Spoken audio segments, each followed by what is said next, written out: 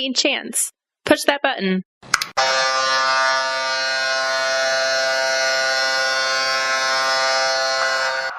Welcome to the Fortress Files podcast. The First Lady Led show, covering all things Vegas Golden Knights. Roll down the drawbridge and step into the Fortress Files. And to start the show, here's your hostess, Desiree. Hello and welcome into episode 5 of the Fortress Files. I'm your host Desiree. Joining me today are 2/3 of the Vegas Squares podcast, Aaron and Spike. Hello.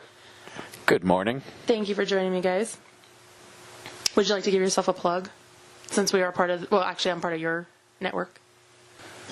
Look on VegasSquares.com for our next episode. Why was that so painful for you to Yeah. actually say the name of our podcast? I don't know. I didn't know I was plugging it. It needs to be on the prompter. I can only read what's on the prompter. You don't need a script. That's the point of this thing. I'm Ron Burgundy.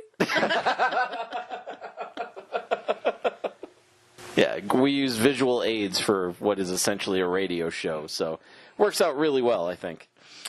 Yes. All right. So a lot of things are on the docket for discussion today. One of them being, I'm going to date back here to the Minnesota game.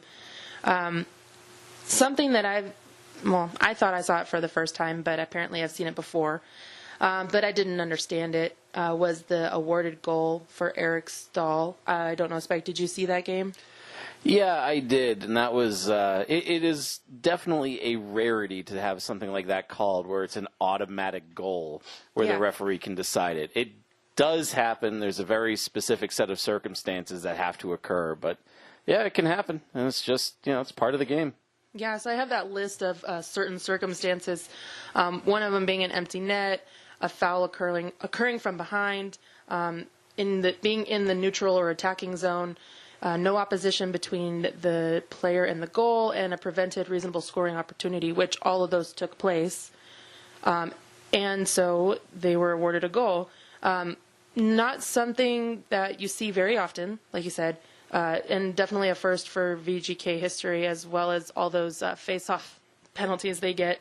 So that was... I took to Twitter immediately and asked our friend Sinbin for the definition on that, because I didn't understand it when it happened. Yeah, it's not a common occurrence, but it does happen. It's kind of almost like in basketball when a guy's got an open goal and he's going for it, and you're almost, it's an intentional foul at that point. Basically, what it's saying is that, you have a skater going for an empty net who's probably going to score, like you said, a reasonable scoring opportunity, and what it does is creates a penalty shot, just like as if you were on a breakaway against a goalie and you were fouled, it would create, more often than not, it would create a penalty shot. However, a penalty shot would occur here with no one in the goal, and we would just assume, unless you are an immediate bonehead, that you're going to make that shot. Yeah, So that's why they award the goal. a complete muppet might miss it, but hopefully an NFL, God almighty, NHL player is of high enough caliber that he could score on an empty net while skating directly at it. Phenomena. It sure didn't look like it, though. Like, from the version that I saw when he was slashed and he shot the puck, it just went down the boards. I think what happened was, as he either knew he was getting slashed or knew a foul was going to occur behind him, he wanted to ensure the quote-unquote goal, or at least the penalty shot, by actually making a shot. That's like, they just had Paul Pierce get his number retired. Paul Pierce was one of the kings at getting fouled at the three-point line and then throwing up the most ridiculous thing to get 3 shots. Oh, yeah, and he would look absolutely foolish doing it. But he'd get the 3 shots. Right, he'd get the 3 shots. And in this case, too, and I credit to Staal for either knowing the rule or lucking into it in the back door. Nothing in the rules says that the player actually has to be close enough to the goal to score. Correct. Wow. And if you look at the way that this play ended up, the puck ended up going off to the right and down the boards. Yeah. And so the puck was nowhere near the goal. According to the rule, that doesn't matter. Gee. It's just the fact that he was fouled from behind at an empty net when he had a reasonable chance to score. When there were no opposition between him and the goal. Right. Well, Aaron, you bring up a good point. Or actually, maybe it could Just maybe. just maybe. It almost sounded like he manipulated the situation. Potentially. Like, he knew it was going to happen, so he was just, free goal. I had turned off the game by this point because it didn't seem like VGK was in it, so I haven't seen the actual occurrence. But based on what I've seen before, a Tampa Bay game, the same situation happened on Palat, and this is where I learned the rule. He was awarded a goal, and I was kind of confused or befuddled, and I actually went online and looked at the rules, and all of these exact, bullet points that you outlined were the exact reasons that the official awarded a goal, and it's basically saying that, look, if you didn't foul the guy, it was going in anyways, and like you said, controversial is not the right word, but maybe they should have. What are they going to do? They're going to award him a penalty shot on an empty net. I mean, that's exactly what it would have been. Either that, or you give him 2 minutes, and the goal basically would have happened without defensive interference, not the specific foul of interference, not specific penalty, but interference by a defensive person. So. Okay, well, we all learned, actually, I could just say I learned something new today because you guys already knew about it, but maybe the listeners can learn it too for the first time, because I know there was a lot of people, besides just myself, that were curious about that question. Definitely stick tap to Sinbin for answering my questions pretty promptly on that night too. Well, and that's kind of the thing with the new franchise is a lot of, fans and listeners of this show and followers of your podcast and the Sinbin, et cetera. A lot of these guys are novices. A lot of these people are new. So when you see that happen and then a notch go on the board for Minnesota, you're a little baffled at that point. So It's easy to be confused at the end, especially when, you don't know a lot of the intricacies of the game and a lot of the things that I don't know about the telecast, but maybe they didn't really explain that. And maybe that's something that as a television station that is broadcasting expansion hockey to expansion fans, they maybe need to take a step back and realize what their audience is. Right, and I had heard that actually when Nashville first got their team, not only on the TV broadcast, but in the arena, they would actually say, like, if an icing happened, they would flash the rule on the Jumbotron and say, this is what icing means. I like that. Because so many of the fans were new. In Vegas, it's a little different because we've had minor league hockey at the very least. Plus, we have so many transplants that have been following the game. Like, I started going to hockey games in 1985 with my dad. Mm-hmm. So, I've been, my entire life watching the sport. So, I think there were a lot more of us in Vegas in that situation than there were in a Nashville. Yeah. So, I think that made it a little bit weird, which is kind of why I think the team hasn't done a lot of outreach when it comes to teaching people the rules and, having these big, long explanations about the rules on the TV broadcast. But even something like flashing them on the screen would be a good, on the Jumbotron. It certainly couldn't hurt, yeah. So it actually was on the TV broadcast. I did see it on there, but it didn't come up until after I had already gotten a response from Sinbin. Well, there you go. At least my apologies to AT&T Sportsnet. They did break it down. That's the smart thing to do for a lot of these media guys. I've seen a couple media guys with their noses in the air that they've come from other markets to cover our team. Not specifically Goucher and Knighty and not those guys, but a couple of guys who are covering our team from a print media standpoint have come in with a sense of a little douchebaggery, in my opinion. So I'd like to. You want to call them out by name so we can get a little controversy going? One of them works at the Review Journal, I can tell you that. So okay. That's all I'm going to say. All right. Okay. Oh. So, amongst all of that, we actually picked up a new player. I don't know if you guys have heard of him. I definitely haven't. New player. His name is Zachary Leslie, and we picked him up from Los Angeles in exchange for future considerations. Well, what do we know about Zachary Leslie? Because I have a lot of information on Zachary Leslie. Oh, okay, I was hoping you did. Yeah. I actually do. And let me pull it up because I do, but please pause. Yes. Stations to identify themselves. All right. So he is a defenseman. He is. Do you want his entire stats? Because I've got his height, weight, age. Okay, he's 24 years old. He was selected by the Los Angeles Kings in the 6th round of the 2013 NHL entry draft. It looks like he's been playing with the Ontario Reign. He's got 5 points in 26 games with the Ontario Reign. Yeah, well, basically what we have is a guy who probably hasn't panned out in the Kings' expectations, and depending on what we end up having to give up, he may turn into something down the line. We have more time to develop a guy like this than the Kings do, really. That's what it comes down to. So he's basically moving on to a new destination, and obviously we wish the best for him because we want him to turn out to be something of a contributor. I don't know, the picture that Spike has up on his computer is pretty gnarly. Oh, wow. I didn't even look at that. He actually. looks like he's I was going right drunk. to the Did stats. he do porn or something? Oh, Like you guys can't see it, but he looks drunk. yeah. No, he Is that the Google picture? Because I'm looking at that too. He's like, yeah, that's exactly the one. Yeah, it's awesome. God, what? He kind of looks like Chunk from the Goonies a little bit. Yeah, I could see it. But no, I mean, Do the truffle shuffle. this is a guy that, I look at his stats. He's not somebody that's ever cracked a major National Hockey League roster. Right. Yeah. He's been stuck in the OHL or AHL with, Well, he's not cracking the roster this year. That's for sure. No, absolutely No, not. no. But Well, we hope not. he's still 24 years old. It looks like his best year was probably 2012/13. Actually, maybe 13-14. He had 14 goals, 36 assists for 50 points, and a plus-minus of plus 40 for the Gloof Storm of the OHL. I don't know how to pronounce that city. Just some weird city in Ontario. So Okay, that's a good. yeah, Gloof Storm. That's a good name for it.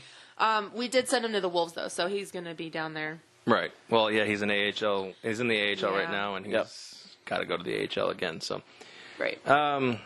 trying to check up on his cap here at this point to see if there's anything. Obviously, what's his status? He's signed through this season, so we'll see if there's any really need to bring him back.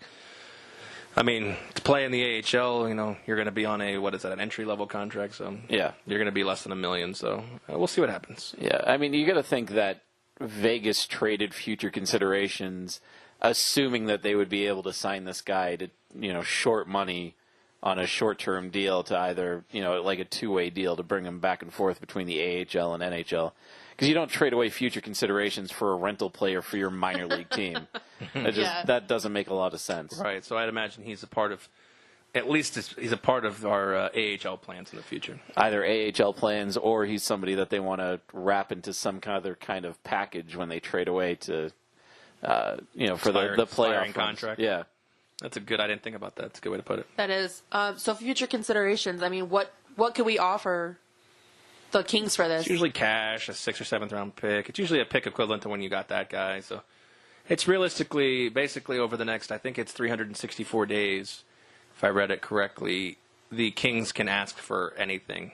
And Wow. you can go, yep, nope, Oh, But okay. we have to give them something. Okay.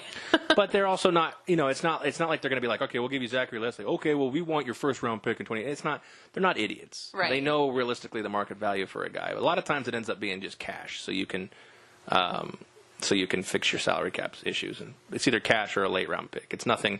We're not going to see the Golden Knights 2019 1st round pick go to the Kings for a guy like Zachary Leslie. So Right. don't have to worry about anything. So future considerations, they basically say, take this guy off our books. And we'll deal with it later. It's the old player to be named later in baseball. So. Right. Yeah. Okay, we're going to jump into some more talk about some roster changes that have been happening. The biggest one being Malcolm Subban. As of late, he had a upper body injury that occurred the morning of the morning skate of the Sharks game, and there's a lot of rumors surrounding it. One of them being that he broke his hand. The other one being that he injured his back. But it sounds like a lot of speculation in regards to a trade. Is it possible that we could be getting rid of Subban already? It's certainly possible. George McPhee is, not shy about making moves, although he has been kind of coy with the media, saying that he's not necessarily willing to ruin the chemistry of the team in order to make a playoff run. But when you look at a guy like Malcolm Subban, who is a backup goalie, he doesn't have that starting role where he's out on the ice for 20 minutes a game, or he's not out there starting 80%, 85% of the games in net. Trading a guy like that isn't going to affect the chemistry, but it could get you a decent return. Yeah. Especially considering how well he's played this year. I mean, he's looked lights out. The past couple games, not so much. Yeah. No, I mean, he's certainly looked shaky at times, but when you consider this is a guy, when he was in Boston, had 2 career starts, 0 career third periods, and then he came over to Vegas and he put what's his I don't even know what his record is, like 12-3 or something. Yeah, I think he's like 11-4 and Yeah, I think it's 11 for you. So, I mean, this is a guy that's been playing way above anybody's expectations. So if there is a time to get rid of him, and you think that you're good enough with Fleury and either Dansk or Legacy or somebody else as your backup for, the immediate future, you trade Subban and you get what you can for him. 11-3-1. 11-3-1, okay. It's pretty good for a backup goalie, especially with a 2.59 goals against and 91% safe. Absolutely. Yeah, so you're right. I mean, could we see Subban and Leslie in a package deal for some fourth-line guy or a defenseman that could... Our fourth line needs help. It does. It needs help. And it's bleeding into the third line. Yes. I mean, depending on who you ask, with all the injuries, I'm not really quite sure who's third and fourth at this point. I like our new third line. I like this... The Leipzig, Tuck... no, it's not Leipzig. It's Tuck, Belmar, and Carpenter. Okay. But see, that doesn't strike the fear of a lot of people. No. Tuck does. Yeah, Tuck does, and he will a lot more once he realizes how big he is compared to everybody else. Right. Belmar is fantastic defensively, and Carpenter's coming into his own. He's surprised me a little bit so far. But I mean, I got to think when Nosek comes back from injury, they're going to put that fourth line back together. If Nosek, Belmar, and Lindbergh, thank you. That was my favorite fourth line. or Carrier. I don't like Carrier. Yeah? I don't hate him. I just don't. I'd rather have Carrier than Lindbergh. Yeah, me too. I think there's zero offense with Carrier. I think there's at least a little bit with Lindbergh on the fourth line. There is zero offense with that fourth line if you take out Lindbergh, in my opinion. Nosek's your best offensive weapon in that fourth line, and he's meh. No, I think the odd man out right now for me has to be Leipzig, and I say that biting my tongue because I love that kid. Me too. But he can't stay on his feet. He has no offensive production. He's too small. Like, he just gets bullied off the puck. Yeah, he does. I don't know how we got talking about this when we were talking about Subban and trying to improve the fourth line. But well, I think Subban may be used to improve. Can we see Eakin out of here? Ooh. That has not been brought up, but I could totally see it happening. I'm trying to look at I'm trying to look at guys on this team who you could actually effectively trade, potentially get better, and really not screw with the chemistry of the team. I think Eakin might be one of them. I think he's a forgotten guy. Not saying he's bad, definitely not saying he's good, but I think he's kind of a forgotten guy on this roster. I will tell you that the guy who has the seats next to me despises Cody Eakin. Really? Absolutely hates it. Every time. Well, he also told me he hates you, so it might be a redhead thing. Every time Eakin touches the puck, he cringes. It's the same way with me with Colin Miller. Every time Miller touches the puck, I want to vomit. Interesting. I'm looking at a lot of these. You're talking about Eakin. He is a -4 at this point, only 19 points on the season. I think he could. I don't know. We'll see. I mean, obviously McPhee's not going to be open with this because I think, like you said, Subban's deleted his social media accounts. I haven't even gotten to that part yet. Oh. Well, you can go ahead and mention it though. Like I said, so Subban's deleted his social media accounts, which is very odd, and it happened literally right after he went on IR. Right. This time of the year always is kind of a hush-hush thing because everything is speculated at this point. Oh, yeah. So anything that comes up, Subban misses the meetings, James Neal has a maintenance day. He's the big, what's going on? He missed the morning skate the day of today. I think he missed the morning skate today. Oh, did he? Yeah, so there's always rumors, especially around this time. We talked about it on the last podcast, that the trade deadline's 2 weeks away. So any of these guys, because of what McPhee's plan was pre this great run, any of these guys could be out of here. Right. And I think the flip side of Malcolm Subban deleting the social media, it may be personal.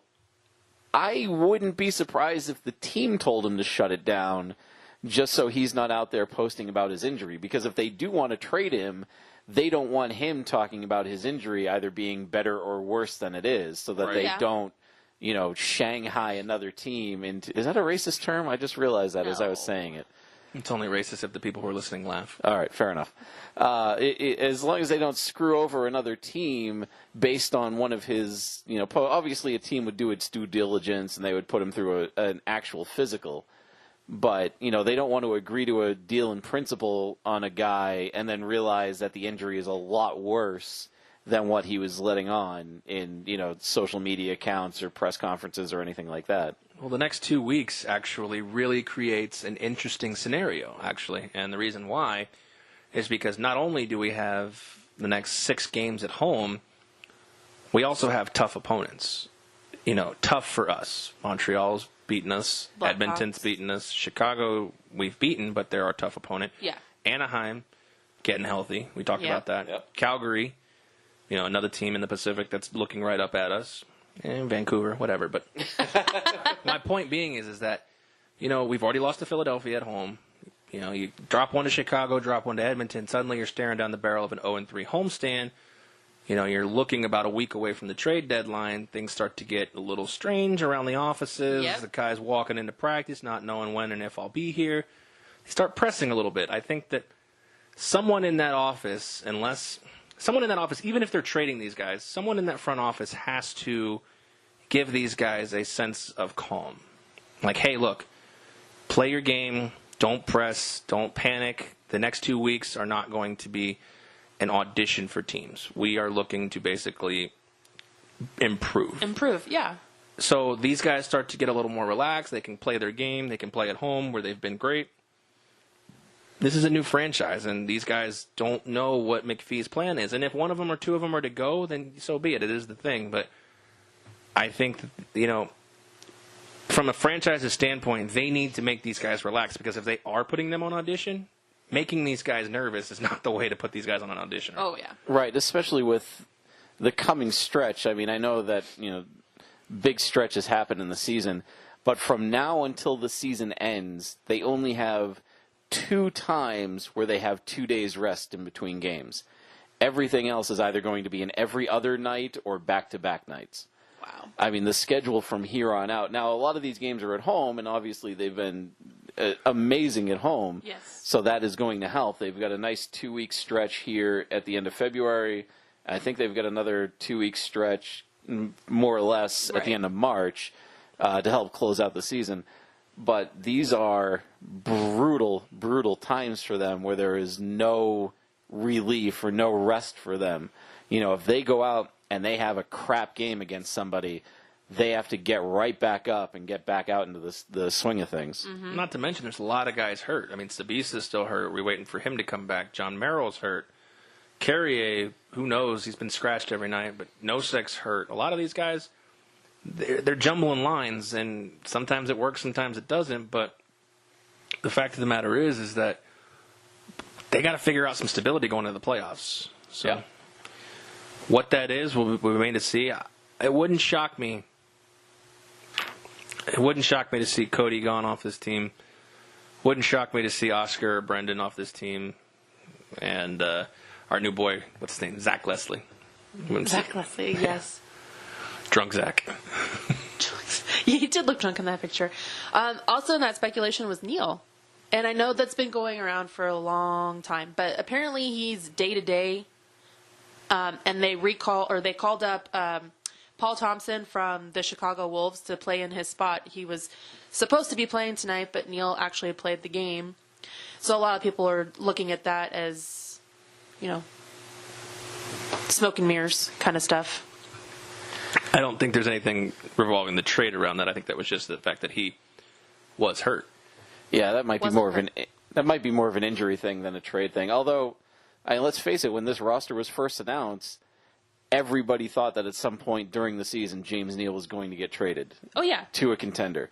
So, Right, a good player with an expiring deal. Right. So, but even though the Knights have been playing well, even though McPhee has said he doesn't want to do anything to ruin the chemistry, those rumors are always going to be out there. So it's just one of those things where I think, especially in the case of James Neal, this is the type of talk that should either be ignored or you just kind of laugh it off. Like, all right, we get it that you think that Neal's going to be traded. He's not going to be traded now, but I don't think so, but it was actually the flu. according to Gallant. It's the Vegas flu. Maybe. The question is though, what are we to believe and what are we to dismiss as realistically nothing? Because, like we said, over the next 2 weeks, every little thing is going to be reported and every little thing is going to be speculated. Right. You know, oh, James Neal was late for a team meeting because there was traffic on the 215. Oh, sorry, did you say Malcolm Butler was late for a team meeting? Malcolm Butler was smoking marijuana the night before the Super Bowl, allegedly. My point being is that everything is going to be under a microscope for the next 2 weeks because we have gotten, well, I can't say we've got nothing. Like you said, when we jumped up, when we announced the team, basically, the roster that was going to be going forward, we knew that most of the guys probably wouldn't be here. They've all outperformed expectations for the most part. Absolutely. The guys who we expected not to be here. James Neal, close to 30 goals. Carlson's got close to 30 goals. Marcia So's got 20, etc. Some guys have been signed, some guys have not. James Neal, like you said, was always the guy who was probably going to be traded. However, I think now the value for James Neal, with the success of VGK, has to be something that, like I said before, we can get to continue now and build for the future. So you're looking at a guy of equal caliber on top of a pick, and nobody's going to offer that right now, in my opinion, for James Neal. Who would be, like you said, we talked about Pittsburgh. Who would you get for Pittsburgh? Yeah, that's kind of the problem with these speculative trades, is that you don't necessarily know what a team is thinking. Like, we can say, you know, Pittsburgh, maybe they want to dump salary and get rid of somebody. Well, we don't know that that's necessarily their game plan long term for the coming years. Well, and I keep hearing this, James Neal for Erik Karlsson all over the media boards. I'm like, yeah, that would be delicious. But Ottawa has no interest in the playoffs this year. So why are they going to take on the expiring contract of James Neal, who they know they're not going to be able to lock up, for a guy that that's their heart and soul of their team? Right. That's the guy that they build the rest of the team around once they're out of this slump. Why are they so bad this year? You keep bringing that up. I keep bringing it up because they were one goal away from the Stanley Cup Finals last year. I think a lot of their guys played at kind of like the VGK. They played it above their threshold of what their average is in the NHL. And now you're scaring off all the VGK fans that think that next year they're going to be, almost at the bottom of the Pacific Division. Thank you, Arizona, for taking that spot from us. Arizona's got a long way, no matter, even with the moves they made this last offseason. God, they are terrible. Yeah. So the point being is that they're buyers and they're sellers at this point, because I think they're open to looking at both aspects. If someone comes at them with something that they cannot turn down, whether it's making their team better for the future or making their team better now, whether it be buying or selling, I think McPhee's going to take a long, hard look at it. Oh, yeah. Well, 2 weeks ago, I thought that we would definitely be buyers, but I could totally see us being sellers now.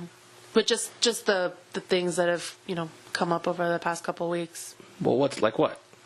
Just the performance of the team. We just went 4-2 on an East Coast road trip. And it was a great road trip, minus Malcolm's games. Malcolm played fine. Yeah. I don't see anything that would lead me to believe that we're supposed to be sellers at this point.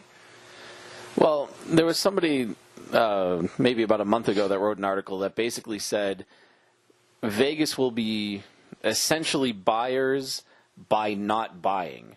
So essentially they are keeping their players, and the price for keeping their players, like a James Neal, would be the draft picks that they're not getting in exchange for him. So, you could kind of look at it that way, that, a team that should be buying, that doesn't make any moves, they're buying by not buying, if that makes sense, because they're not giving, they're not giving anything up, but they're also not getting anything back in return. They're keeping their chemistry, they're keeping their core, they're just going to roll with these guys, as I keep smashing into the mic stand here.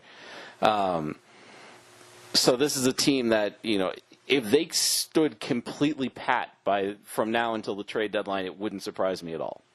I think that's exactly what they should do, because there's nothing out there that they add immediately that makes them better than they are right now. Well, unless we do like Cody Eakin for John Tavares straight up. I mean, come on, let's straight up. Let's do it. I'm down. He traded me straight up. Well, the whole Neil Pay thing. Tavares his money. The whole Neil thing came up the other day when he didn't show up to practice, but I believe it was voluntary that day, and he did not show up to the season ticket holder event. Right. Did you guys go to that, by the way? No, but you did, right? I had the tickets, and then I realized I had homework to do, and my wife had work to do, so No! we backed out, unfortunately, work? last minute. Yeah, Is work. that like work? Work it, girl. Oh my goodness. Well, we'll jump into that later on, but let's just get off that topic because, yeah, there's a lot of ways we could go with that. The sports books. You want to say something? I was thinking about it before we get off the topic of the trade deadline. I think theoretically, what you're saying by addition, by being stationary is a great thing. I think what Vegas has done this year makes them a very, very attractive destination in the off season for a guy like Tavares. Absolutely.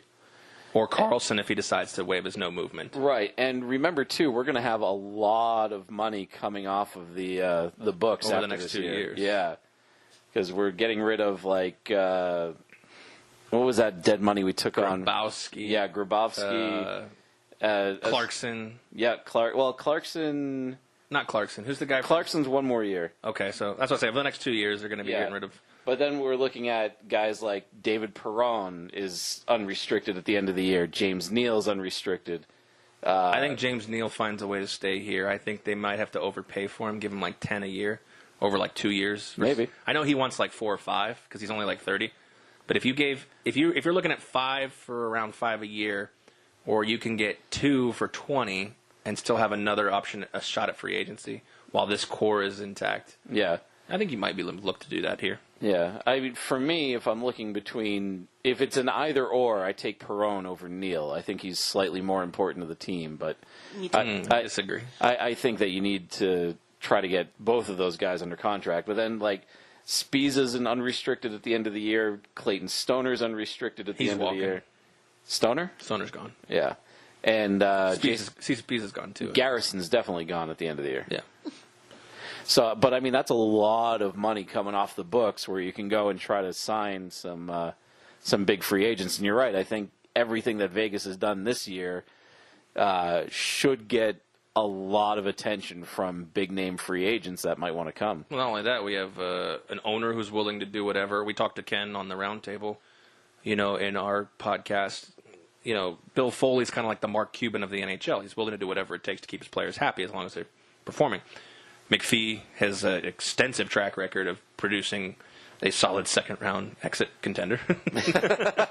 A good head coach and, a great atmosphere. Look at the building that we play in, Right. So, I mean, to be able to get guys to come here, no state. Did I say no state income tax too? Did I mention that? You did not, but that's another one. Yeah. Ding, ding, ding. So, look at all of these different things that you could come to, and you live in Vegas. Imagine for a guy like John Tavares, who's coming off, his best seasons ever to come over here and play in Vegas. What's he, 28 years old, 29? I have no idea. Maybe. Yeah, I mean, at the most. And you get a guy that has been in the league long enough. He knows what he's doing. He's got the C for the Islanders, so, you've got leadership qualities there. But could you imagine if you have a first line of like Howla, Tavares, and Neal, and a second line of Carlson, Marchessault, and Smith for the next 4 years? God, that is dangerous. And a third line potentially in 2 years of like Glass and Suzuki. Ooh. And back in the back, you got Brandstrom. I'm getting uncomfortable in my pants. And Nick Hague, who was drafted in the second round. On top of the 2 first-round picks that we've got left, he's got movement. He's got movement. There's movements. That's what I'm saying. Like, I think sitting pat right now is the perfect thing to do, and the success would really depend, over in the summer when we've got a lot of boxes to check as far as you said, Perron, as Neal, Sabisa, I think walks. You got McNabb locked up. You got Theodore who's there. They're going to have to lock him up as well. Yeah. Who's the other guy I'm thinking of? Nate Schmidt's going to get locked up, I think. Yes. I think Schmidt gets not just locked up. I think he's locked up long term. It wouldn't surprise me to see him as captain because he's leading the team. Well, when? He's leading the team, and probably next year. No, it's England. No, that's Derek England next year as the captain. I think they're going to do the 6 captains again. And you got to get alternates you again. got to get one eventually. Yeah. You've got to set a standard. Somebody's going to step up. But I mean, I think the fact that Schmidt is leading the team in ice time right now, and he's been in the league a couple of years, he knows this stuff. He's so friendly. Everybody on that team loves him. Yeah. I think he's got the personality. I think he's got the longevity that you give the C to him now and let him build into it, and then you keep Engelland on as an alternate. I like it. The only reason I think they would give him the C now is if they think they're going to have a hard time re-signing him. If you give him the C now, you're like, how are you going to leave us, guys? I'm serious. He's not going to leave. He better not. He's my wife's favorite player, so she'll go devastated. Mine too. She'll leave you and go with him. She might. Wouldn't blame her. He's my favorite too. But what I'm saying is that I have to look up his contract details. Let's take a look. He's at this. signed through next year at 2.25. All right. So if you think you're going to have, if they're going to talk extension this year, and you think you might have some issues, you name him captain at the start of next year. Only, in my opinion, because you think he might walk. No, I think you give it to him now because you know that you're getting him long term, and you start letting him build his base as the leader, as the captain of that team, and you just kind of let him, take control of the team, and then you give him the deal and you keep him here long term. I don't think it has anything to do with having trouble signing him in the future.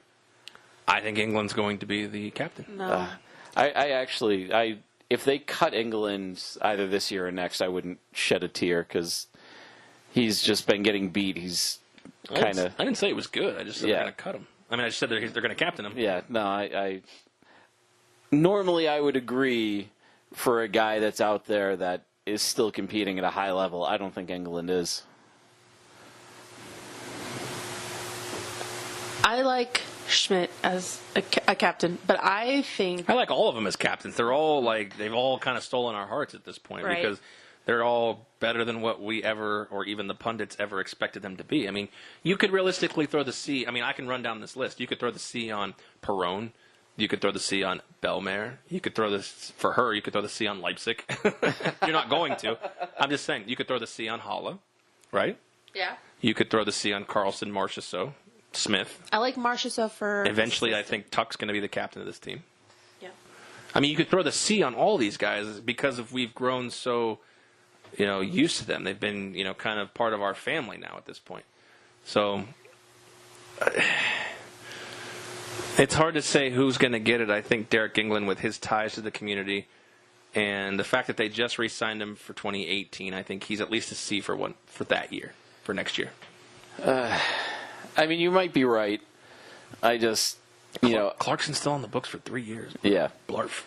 Yeah, well, keep in mind when Vegas became a thing, they had to meet a floor of the salary cap. Yeah, no, I'm aware. So, yeah.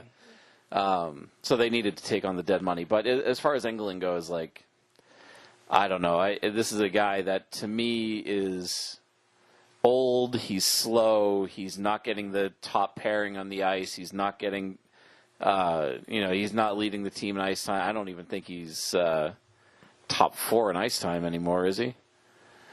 I don't know. We'd have to put the crack research staff on that, and I think she's a little busy right now. But I get why he would be the C. I just think you don't make a guy a captain for 1 year and then give it over to somebody else. When he retires, I mean, that makes sense. Right, but if you know a guy is 1 year away from retiring, you don't give him the C as a retirement present. You say, mentor this other guy who has the captaincy and we'll make you an alternate. And he's already an alternate this year. Right. I just think that we're a different kind of breed. We're not an already established franchise. That's fair. Somebody at some point's got to be the first captain in team history, and I would imagine it's somebody who's going to at least have a long-standing relationship. I look at Brian Bradley, who was the first captain in Lightning history, and he's stayed relevant with the team as far as community outreach, et cetera, et cetera. So I look at a guy who's probably going to make his home in Las Vegas, Derek England, when he's done playing. So he's the first captain in team history. You create that bond with the fans as here's our ultimate C, the first guy to ever do it in this team, and he's still in the front office or in the community somehow. Because isn't is it his wife that does the Vegas Strong Hero? Yep. So Yep. I mean, they've already got a solid base. He made the speech, Yeah. There was a reason he made that speech. Oh, yeah. No, I mean, everybody knows his ties to the community and everything else. I just, having that leader on the ice in the here and now, in the present, is so important that I don't think you give the guy the captaincy because you expect him to be a good general manager or a good scout or a good, ambassador for the team after he retires. I think it's somebody that you need that not only can lead the team when he's on the ice, but that can also, mentor the prospects, mentor the guys coming up in the camps, especially in the off season, and somebody that's going to be skating for your team for a number of years. And I just don't see that in England. He's already, 35, 36? Yeah, 35. Yeah, so, I mean, he's already up there, and I don't see it, but, who knows? Who the fuck knows? Maybe it's going to be Riley Smith as the captain, and we're both going to look like, a couple of idiots for debating this for as long as we have. I know. I'm just sitting back here thinking this could be a really good bet. Like, we could have a really good bet going on here. Oh. I'm down. All right. So what is it? I get Derek England. You get Nate Schmidt. Yeah. You want to take a couple of guys just to, hedge our bets Even the here? field. You feel that's... Oh, I thought you meant, I get a couple of guys against Nate Schmidt. Oh, no. No, we each take, 2 or 3. Okay, well, we'll let Des kind of traffic the conversation while we think of a couple. All right. Okay, we'll get back to it towards the end. Okay. Alrighty. So I don't know if you've seen the lines lately, but in the sports books, they are 6-1 to win the Stanley Cup. That's the same odds for the Lightning. You mean 6-2-1? 6-1. Yeah. Okay. That's what I said. You said 6-1. Oh, okay, 6-1. My bad. That's pretty juicy. I mean, that's Depending on how you look at it. no. I mean, they're telling people that there's a probability these guys are going to win the Stanley Cup. Right. That if you're looking at it that way, yes. That's the way I'm looking at it. Okay. You're talking about actual value. It's not No. there anymore. There's no value to it, but it's just, I mean, the sports books are finally realizing it. Yeah.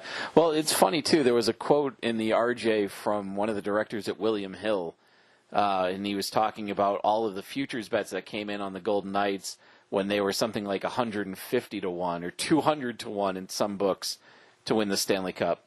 And he's basically on record saying that if the Knights make the playoffs, William Hill gets killed. Oh, yeah. If the Knights win the Stanley Cup, William Hill closes. Wow. I think I heard that. Yeah, now I don't know how much of that is hyperbole and him just kind of, saying that there were enough bets on there to really, destroy them for the year. But, I mean, that is a strong, strong statement because, yeah, they opened at such long shots. But, everybody in Vegas is like, screw it, I'll put $10 on it. I'll yeah. put $20 on it. Why not? I put 100 on it. Yeah, and you took them at what, 150? 150 to 1. Yeah. I did not. I took the And- Lightning at 25 to 1. I took the Lightning for $5 because they had a good hot streak to start, Yeah. and the Knights did too. But I mean, by the time I was ready to put money down on the Knights, the line had dropped so low. There was no value to it. Right. You guys suck. Yeah, Yes. you were smart about it. Yeah, we're just fair weather fans is what it comes down to. Hey, I figure if you give me 150 to 1 on anything, I'm going to take a shot at it. Yeah. I'm not usually going to take $100 at it, but I'm going to take a shot at it. Yeah. I never saw 200 to 1, but apparently it was out there at some point. So does that Let's mean that start you're it. putting? Is that what you're putting money on the Browns every year to win the Super Bowl? Because they're at about 150 to 1. Are they? I think they're better than that. Are they? They can't be. Where's the William Hill I'll at? check out William Hill real quick. They cannot be. Now that I say that, yeah, maybe they are. They're the Browns. But I mean, this is a team that went 0-6. Well, screw it. Yeah, we don't need to talk football on this thing. But no, I just I saw that line And I kind of laughed, but like everybody else, I said, that would be, fun to tell people that I put money on the Knights to win the Stanley Cup. But I wasn't actually going to do it because I'm a cheapskate. So True. kinda am too. I kind of balked at it. And then all of a sudden it went from 150 to 1 to 75 to 1 to 50 to 1 to 25 to 1 and now 6 to 1. I'm like, no. 6 to 1 is insane. Yeah. Like, that's just telling them that's a clear cut. They're going to the Stanley Cups. They're going to probably win it.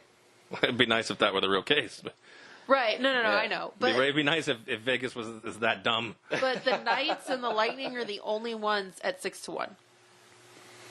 So do you care to revisit that Cleveland No, Browns? absolutely not. What did you say it was? 100 to 1? I said 150 to 1. 150, yeah.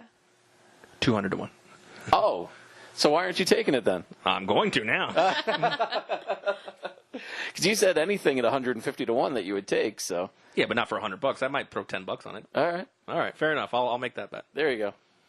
So That was a waste of $10. My wife actually likes bet more on less.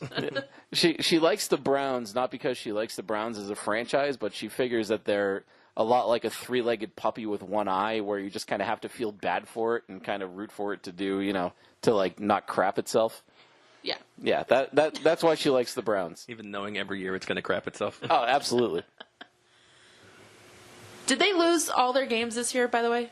Every single one. Actually, I don't know about preseason, but every regular season game they lost. I liked the bet that was will the Browns win a game this season? And I should have. I wanted to take yes, but obviously I would have lost Hindsight's 2020. What do you mean? Obviously, you would have lost. because I would have said yes that they would have won a game. Oh. The way you said it made it sound like you would have bet that they would have gone 0-16. Oh no! Like it said, will the Browns win a game this season? Gotcha.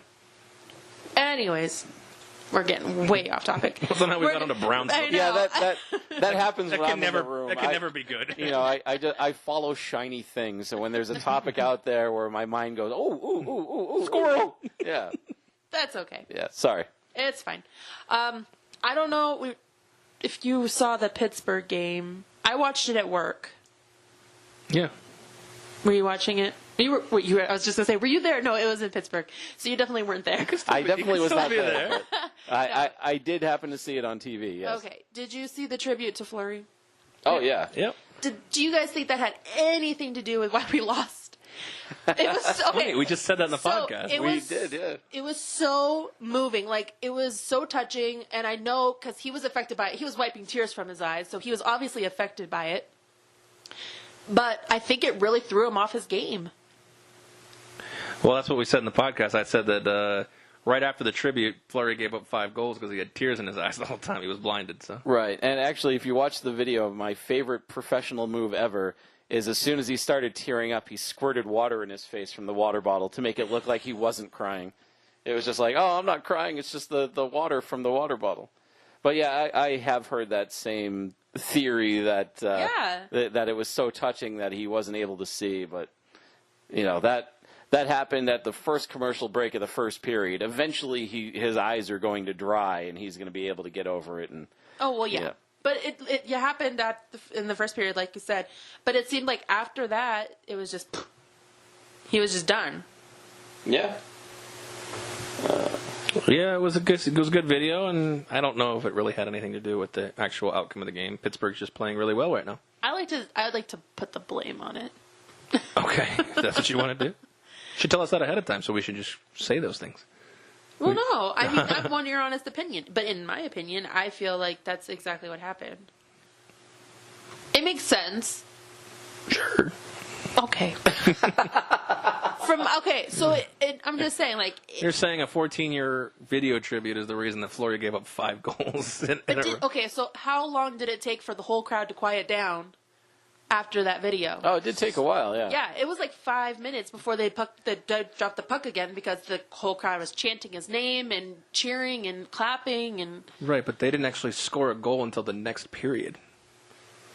Who? The Pittsburgh? Penguins, yeah. They Yeah. didn't score any in the first. That whole thing died down. They went to the locker room 20 minutes later. Then he gives up 5 goals. Yeah. I think... Psychologically, it messed him up. I mean, there might be something to that. We've seen this before where players who have been on one team for so many years and then they come back and play there, they either play out of their mind or they have trouble adjusting. Like, there's really no, people don't go into this having a mediocre game. They either are great or they suck. So, yeah, I think he did probably get caught up in the moment. He did probably let that affect him a little bit, at least in the beginning. He was still making the saves. He was still playing the way he did. But the reality is that the defense let him down. Right. Like, they let too many things get past them, and they were asking too much of Fleury on a night that was already super emotional for him. Mm-hmm. And I think that just everything compounding that way But it had something to do with it. Kind of hit him. It certainly could have. There were stories that one of my favorite was Eric Lindros, who was a longtime Philadelphia Flyer and then kind of bounced around a little bit. His first game back in Philadelphia as a visitor, he forgot that he was a visitor and started walking towards the home locker room.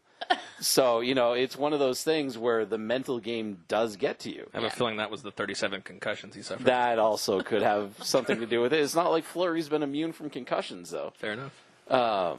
But, yeah, no, I think it was just a combination of the night, the moment, and the defense playing like crap. It seems to be a key. That seems to be a reoccurring theme on the road, though, the defense playing like crap. Yeah, they don't seem to stand on their heads like they do at home sometimes. I don't know. Yeah. Just a side note, is the stationary mic stand getting in your way? It's just, I flail you talk around. A lot, yeah. Jumps up and bites you. I don't understand why. I'm Irish, but I talk like an Italian where my arms are flailing around all over the goddamn place. And I've hit this stand about 6 times now.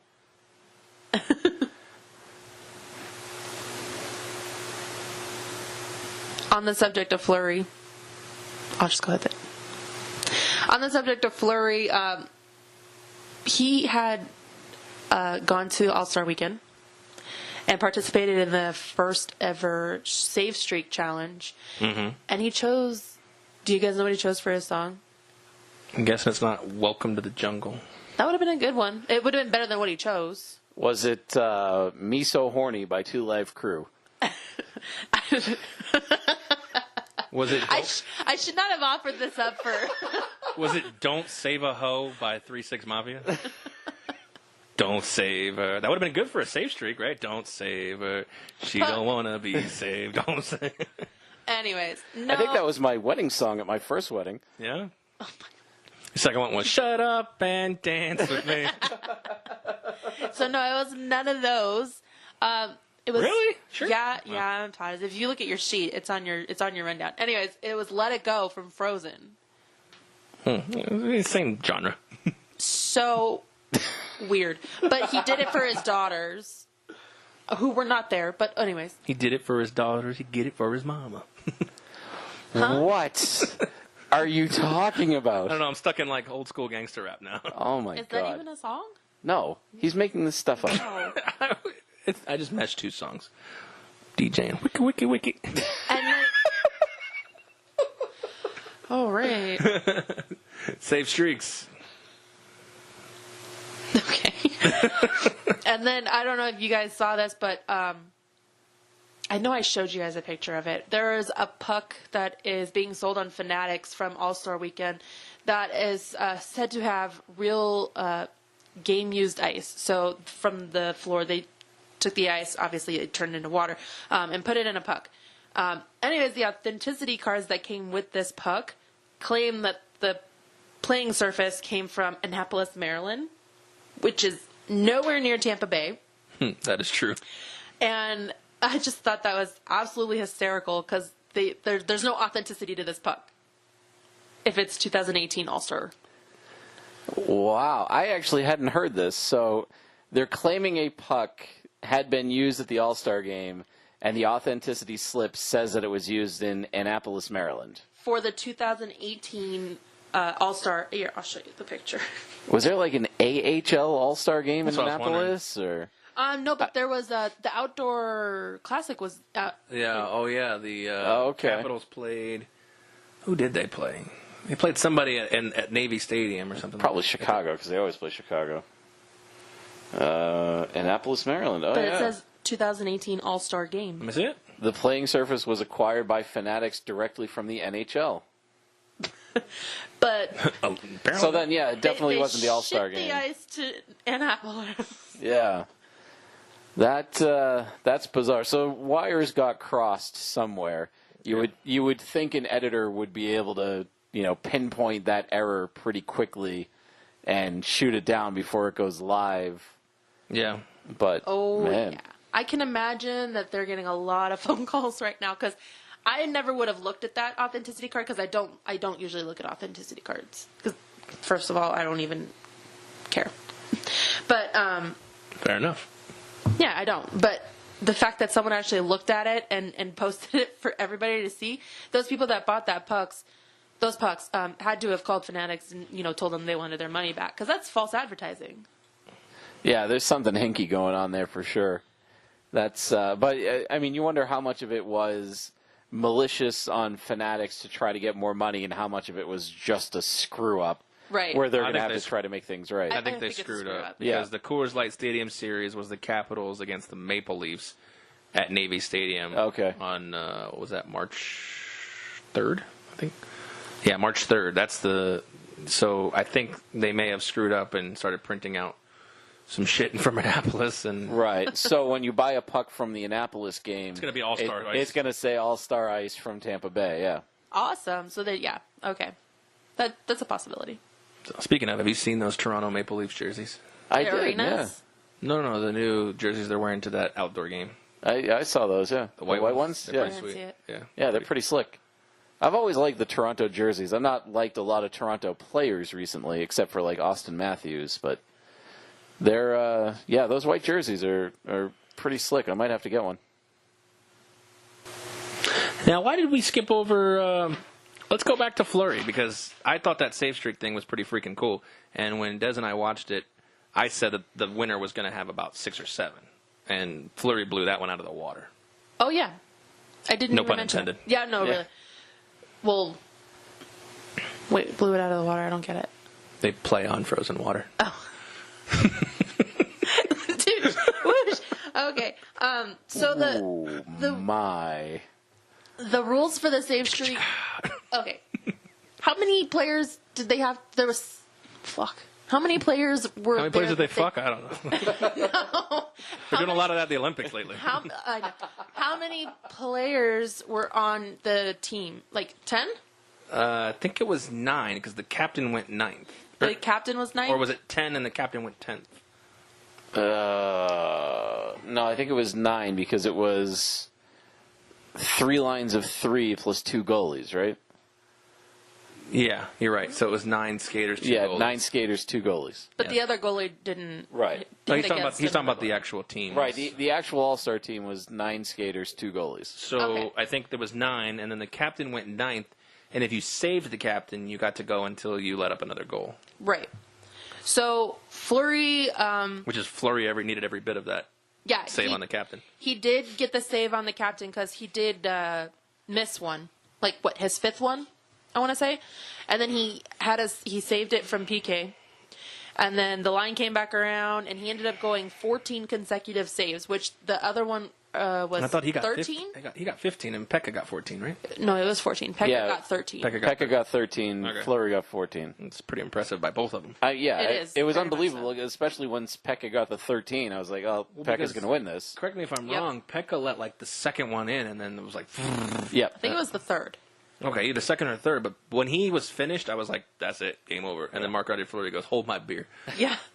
I do love that he was petting the goal.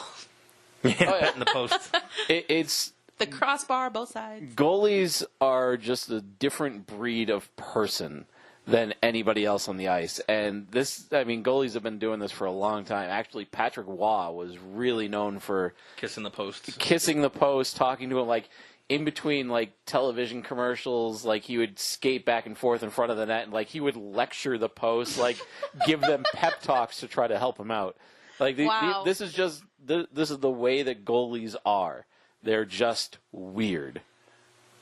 That's interesting. I wonder if there's videos of that on YouTube. I'm sure sure there there are are. somewhere, yeah. Oh my god, I'll have to watch those. I loved it. Like, it was very cute. And there are GIFs of it, and I saved every single one of them. And I think he played it up for TV a little bit by rubbing the post, but you're right, that's kind of a thing that goalies do, and especially most of the time it happens after the post saves your misstep from letting a goal in, and they usually run back and give him a little stick tap. But I think he was playing it up a little bit for the TV cameras. He must have been, because after 14 and he knew he had won it, he actually blew a kiss. It was, like, not blew a kiss to the post, like, just blew a kiss in the air. Like, he knew he won it. Fleury does that, doesn't he? I haven't seen that before, but I've seen it before, but it was so fitting for the situation. It was almost like a kiss my ass kind of thing. I'm the ruler. The king. No? What? I can't see Fleury ever saying, "Kiss my ass, I'm the king." Actually, I was talking about this with my wife. The only thing I can see Fleury saying is, "I like Vegas. It's hot." Yeah. That little commercial he does. Oh, yeah.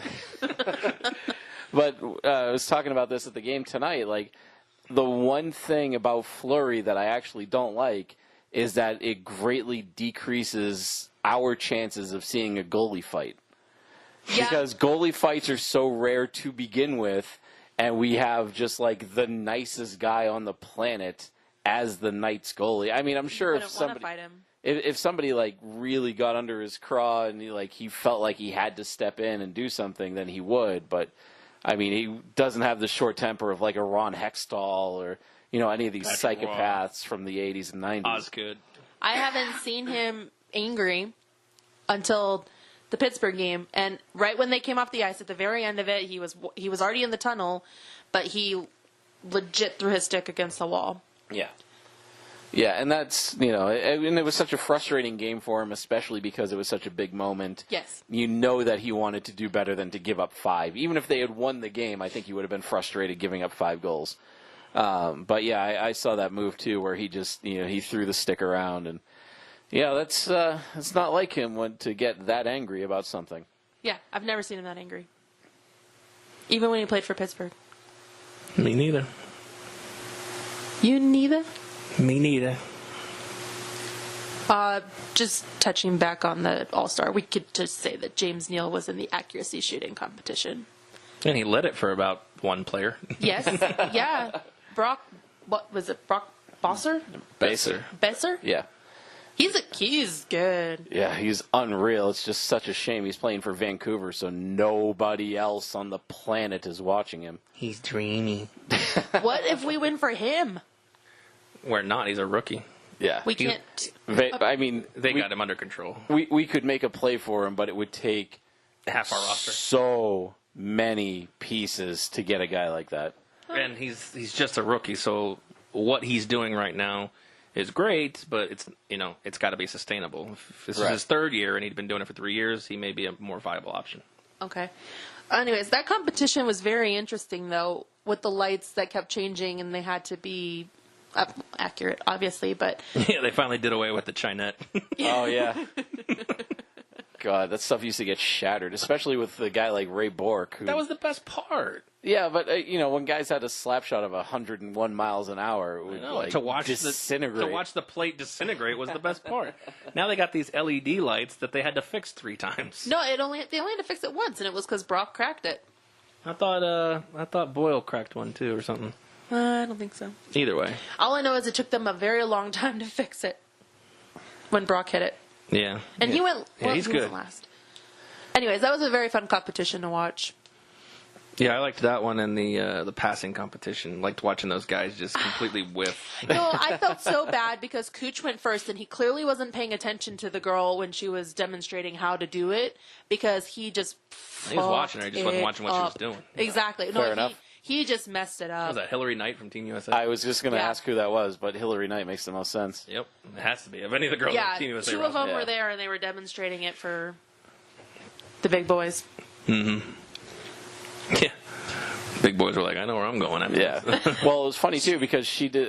Hillary Knight did the accuracy competition, and then, she did it in however many seconds. I think she was actually better than The guys. 4 or 5 of the guys on the... I believe especially it. especially Brad Marchand. That guy couldn't hit the broadside of the barn towards the end there. Yeah. Yeah, that was so interesting. Who was doing it? Drew Doughty? Doughty was yeah. on that last Oh flight. my God, that was the best. We just sat there, Aaron and I just sat there laughing our asses off because he couldn't, and he just sucked.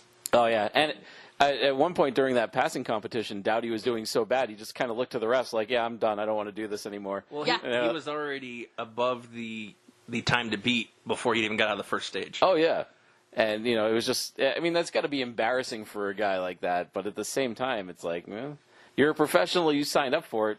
Finish the round. We need a time. Same with Kopitar, and it was actually funny because Doughty and Kopitar were giving each other shit. Yeah. That was fun. Yeah, no, these All-Star games are always, kind of a fun little exhibition of skills. I've always liked the fact that the NHL is willing to experiment. Like a couple of years ago, instead of doing the different conferences, they picked 2 captains, and the captains would draft their teams. Now they're doing the 3-on-3 competitions against the different divisions. I like what the All-Star game in the NHL has become because it's not a stale, boring event like it is in other sports. Well, not only that, but I mean, they're going to try something, and if it flops, they'll hear about it real quick. Oh, yeah. And they change it. And at the end of the day, it's one game. It's not like they're changing the game of hockey. Yeah. I think this 3-on-3 thing is fantastic. Expanding on that, I wish all 4 divisions were able to round robin against each other. Mm-hmm. Instead of Pacific playing Central and then playing the winner, instead of playing a 2-bracket format, I think they should have a round robin, and then the 2 teams with the most, I don't know, what do you want to call it, goals, 2 teams with the most wins, however you want to look at it, will then face each other. So you have like I said, Atlantic doesn't get to play Central in the All-Star game. So you don't see Stamkos, Kucherov, Vasilevsky, Austin Matthews go up against guys like PK Subban, Patrick Kane. Help me out here with the Central guys. Tyler Seguin, Pecorine, etc. Guys like that. You don't get to see those guys interact with each other. And then same thing with Metropolitan versus Pacific. How cool would it have been to see Letang and Crosby fire shots at Fleury? Things like that. It would have been nice to have a round robin format where everybody got to play everybody. Yeah. Yeah, I could see that, and hopefully they'll make the adjustment, and we'll see it in a couple of years. Maybe. Because again, this is a league that is not afraid to experiment during the All-Star game. Word. Or during college, because that's the time to experiment with everything, right? As long as you put a sock on the door. Okay. One thing I really like about All-Star Weekend is the mascot showdown. You're gonna I know laugh at nothing me. about the mascot show. I watch it every season, and I'm just 3 seasons into my love for hockey, but it is my absolute favorite event. I love it. What's better than 20 mascots having a dancing competition? 30 mascots. Well, they weren't all there. Well, what the fuck? I know. The players had to show up. I do want to say that Chance was there, and for his dancing competition, he did Viva Las Vegas by Elvis. Naturally. And the best part was, the last part of his performance, he just ran off into the distance. And the announcer goes, Chance has left the building, like Elvis would have left the building. So touching, so perfect. Was that mozzarella, or is that like American or Swiss? That was how cheesy is that? Cheesy. Yeah. I was wondering where you were going with that at Shocking. first. My favorite part from the mascot part of the All-Star game was there was a photo that was called official group photo of all of the rookie mascots, and it was just Chance by himself up in the and not even like front row in the he was like up into the left, towards the back of the bleachers, just him by himself. With his hands in his lap and sitting up straight. That cracked me Cheesy-ass up. grin. Yeah. No, I liked that part quite a bit. That was good. And then they did a lot of they did wheelbarrow racing, 3-legged racing, all that stuff. But it was really funny to watch them try to cheat and manipulate the judges, and it's fun. It's all for the kids, which for me, I'm a kid at heart whenever I see a mascot, because how giddy do I get when Chance comes around? Very. Right? And I was the same way when we would go to the Staples Center and Bailey would come around. Mm-hmm. But I don't like Bailey right now. Okay. Because he called me out on Twitter. Oh, yeah. Really? He called her out good. Oh, big time. Oh, I got to hear this. She walked into it, though. I did. It was after the second game in Los Angeles in December, and we won. So I called him out on it, and I'm like, hey, how does it feel to be beaten twice by an expansion team? And he said something about winning 2 Stanley Cups or whatever. And then all the LA fans got on my ass about it. Of course, she's she's tweeting about VGK, and in her profile picture, she has Lightning gear on. So they were like, "Do you even know who to root for?" Yeah. They got her good. They did, Sorry, and they that's got her fine. good. But whatever. I mean, it's your own fault for going on Twitter in the first place. And because going after a mascot. Yeah, I mean, You went after a mascot and got slayed. yeah. Anyways, that's not really something I want to talk about. If you're listening, go find her on Twitter. No, I deleted all the tweets. Oh, come on. You got to leave it in history. Well, actually, I deleted all the tweets, and then I blocked everybody that was sending me messages. Oh, poor baby. Yeah. I don't like it. Must have hurt worse than I thought. Well, I don't like confrontation, and Then don't start it. I honestly did not think he was going to come after me. I really didn't. He wasn't. He was funny about it, but He was, but the everybody fans else were was vicious. not. But I was reading their comments. Some of them were super vicious, but some of them were like, I was like, damn, that's a good one. Thank you so much. Oh, you're welcome. I got your back. Yeah, I can totally tell. Do you though? Maybe put Yeah. maybe put some VGK apparel on before you go talking about them. Anyways, I don't even want to talk about this anymore. Let's talk about the season ticket holder event, which, Spike, I thought you were supposed to go to, but Yeah, anyways. I suck. So part of the problem is that I'm taking a class. It's unrelated to the season ticket event. You just suck. Yeah, well, that's also true. But no, I'm taking a class that is super intensive, even though I don't actually need to take an intensive course this semester, but that's neither here nor there. And everything that we have is due every week Saturday by midnight. Okay. And I always put it off until like Saturday. Friday night / Saturday morning, and then Saturday comes and I had too much to do. My wife and I had dinner plans anyway, so I said, I can either cancel the dinner plans or I can cancel the night's season ticket holder event. And truth be told, I thought it was going to be a lot like the Fremont thing, where you're just kind of standing in a crowd Right. of people and not necessarily near the players or anything else. So we were like, all right, we don't need to go to this. And then, of course, it turns out that, like, you basically got to, interact with the players on a much better level than you did on the Fremont event. And my wife was rather upset with the opportunity that she missed the opportunity Could have seen Nate Schmidt. to hang out with, not only hang out with, but also dance with Schmidt. Dance? Yeah, him and Carlson had a little dance off in the thing. Oh my goodness. Now I'm mad we missed it too. So yeah, the fans actually got to walk in on a gold carpet. Yeah, that gold carpet was pretty cool. The team stood on both sides and fist bumped. You were only allowed to fist bump them when you were walking in. Well, the gloves on thing was kind of strange to me. It was almost like germophobic. I think that was the thing. Apparently, the flu's been going around, so I honestly believe that was why they wore the gloves. It was either that or they were worried that somebody was, going to try to punch them too hard, bare knuckled, and break a finger or something. Out 4 to 6. Yeah. After the gold carpet event, they dispersed around the arena, and you could find them and take pictures with them up in the fortress, down on the ground. They were walking around the concourse, like they were all over the place.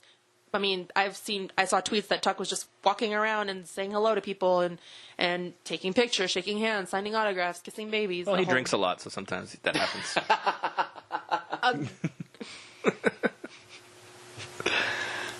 Well, this was fun, but thanks for the libel lawsuit that you just opened this. Oh my God. So one of the interesting things about the season ticket event yesterday, or what was it That yesterday? libel was in print. I think it's a slander lawsuit. Slander? My wife's the Your attorney. wife's a I'm not- lawyer. Come on. No, she's the attorney, which is why I don't worry about which one's which. I let her figure it all out. Baby, I just committed tell her the story I committed a and crime she today. tells Which one you. is it? But it was actually the exact day, 3 years ago, that the season ticket drive was happening. So that's an interesting fact. Oh, yeah, I didn't think about that. Huh. Exactly 3 years ago from that day, they started to drive for tickets to have a team come out to Vegas. And then we have 3 years later, the season ticket holder event on that day. Irony. I like it. I thought it was cute. Did you do the initial drive?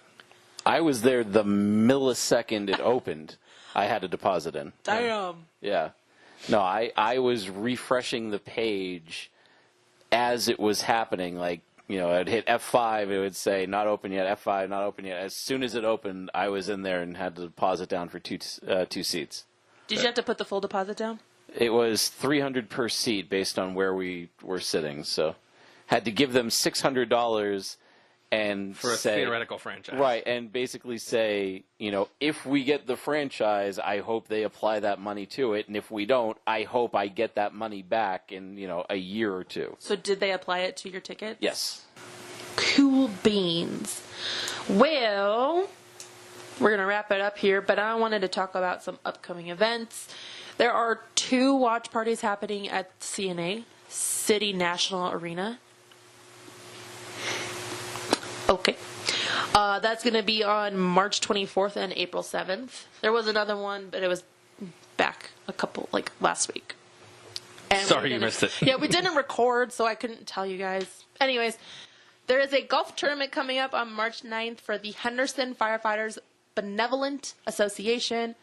It is the 10th annual Jeff Mann Memorial Golf Tournament, a 4-person scramble with tons of games and raffles, and they're even providing lunch. Hot dogs. Registration ends March 1st. Please visit hfbanv.com/golf for more details. I believe it's $125 to register, but I do have good notice that there is a possibility that doesn't make any sense. There are VGK tickets in the raffle. Okay, cool. Thanks to our good friends at Vegas Wish for helping sponsor this event. They are doing great things for the community. They were on our last podcast with a very special interview. They did a scavenger hunt for tickets to the Montreal Canadiens game. Cool. Yes. I am not going to be pleasant for that game, by the way. I would rather see Montreal lose than any of my teams win. And I am just... Well, the good thing is Montreal loses, one of your teams wins. So it's a yes. win. Well, for this individual game, yes. But, when the Knights and the Lightning are so close to the top of the league, Knights, if the Canadians are playing the Sharks or the Canadians are playing if they're playing anybody in the Pacific, I'm still rooting for that team in the Pacific to beat the Canadiens. Even if it hurts the Knights in the standings, I want the Canadiens to lose. I am not going to be nice to these fans when they're in the stadium. This is just, I have such a deep resentment and hatred for Montreal Canadiens and their fans that I just... Does the middle finger mean the same thing in French? I have no idea. I assume so. Well, you just mentioned the standings. I did see earlier today, or actually after the game tonight, that we are now 3rd in the league. Yes. Yeah, Boston crept up and snuck up behind us there. But we're tied with points with them, but the team below us, which I think was Winnipeg, is 1 point behind us. Yep. We need to start picking up the pace, otherwise we're slipping fast. Right, and that's sort of the thing. I mean, in the Western Conference, we're still number 1 in the West. Yes. Still number 1 by a long shot in the division. In the division, yes. The division is 8-point lead, I think. For now, safe. Obviously, we want to cushion that lead and expand it and everything else. We want to do better in the West. Gallant should want that number 1 seed going into the playoffs. So, but yeah, it's tough when you watch it from the league as a whole, because that actually doesn't necessarily mean anything except to make the fan bases feel better. Mm-hmm. Because if Tampa Bay, it doesn't matter how well Tampa Bay does in the regular season, it does not affect the Knights' standing in the playoffs whatsoever. It doesn't affect the seeding. It doesn't affect whether we get home or away. The only time it would is in the Stanley Cup Finals, which is a nice problem to have, and that would just mean that Tampa Bay would have home ice advantage. Yeah, we'll cross that bridge when we come to it. Yeah, and if God forbid we make the Stanley Cup Finals, I think home field is on the last thing on fans' mind. Well, absolutely. The first thing I'm thinking is, how much can I sell these tickets for? You wouldn't even go to the game? Of course I would. Because I was talking... Well, I would definitely go to the games unless there were offers on the table that I couldn't refuse. But, I mean, I can't imagine selling the tickets for less than, 5 figures. Wow. If I have a seat in the upper deck and it's game 1 of the Stanley Cup Finals and somebody says, I'll give you $10,000 a piece for those 2 tickets. Channel 684 on my couch. Exactly. That's where I'll be. That's where I would be. Somebody's giving me $10,000 for those seats. Absolutely. Exactly, because not only am I still going to go to game 2 and then game 4 or 5, whatever else, but selling those tickets now means that I can buy a flight and a hotel and tickets on StubHub to go see the Knights on the road in the finals in the other team's stadium. Or the majority of your next year's payment Or for all season of your tickets. next year's payment, yeah. Yeah.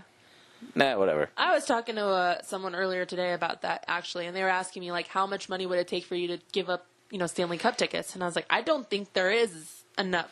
Everybody's got a price. You're right. Everybody does have a price, but you could offer me to pay for my season tickets next year, and I would say no.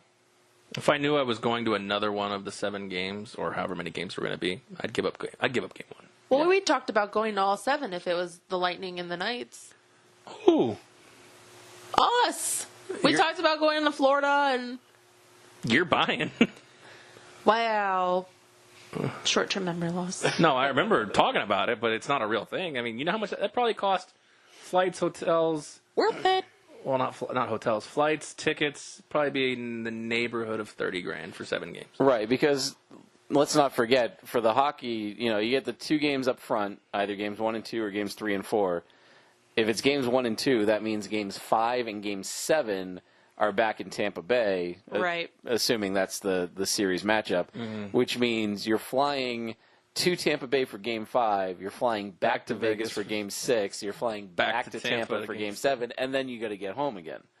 So, I mean, that's a lot of miles, that's a lot of hotels. We don't have to pay for hotel. And that's over the course of 6 days. Yeah. Yeah. Because there's game 5, a day off, game 6, a day off, game 7, and then travel back to Vegas. Right. So, over 6 days, you'll be flying 3, 6, what is that? 18,000 miles. Sounds right. Lurf. And spending $30,000. So, wake up. Okay, doesn't sound so good anymore. I got that would pay for the majority of our backyard. Anyways, that's about it for us. On behalf of my 2/3 of the Vegas Squares podcast, thank you guys for joining me tonight. Go Knights, go.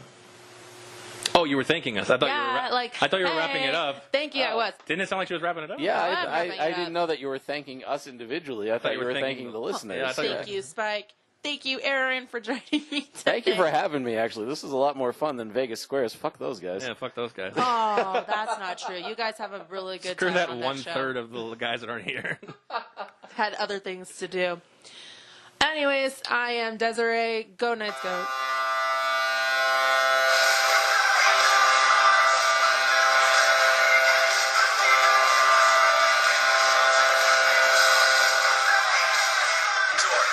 Here's Cody Glass, the 18-year-old 6'4" prospect. On with a step to the net, comes in front and scores! Tyler Long, a backhand! He goes short side on the power play, and the first goal in Golden Knights history here in the exhibition season goes to Tyler Long.